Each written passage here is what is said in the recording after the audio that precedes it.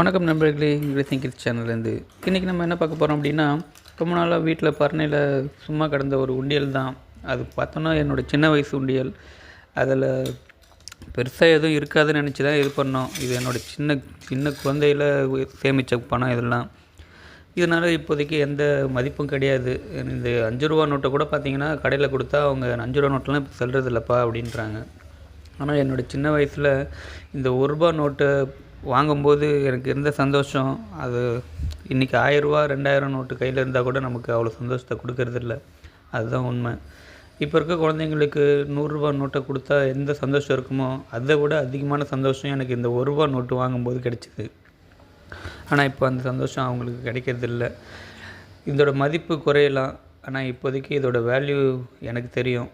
என்னோடய தாத்தா பாட்டி அவங்க கையில் வாங்கின நோட்டுகள் இதெல்லாம். அதனாலேயே அதை நான் வாங்கி செலவு கூட பண்ணாமல் உண்டியலில் போட்டு வச்சேன். இன்றைக்கி பார்க்கும்போது கண்ணிலேருந்து கண்ணீர் தான் வருது.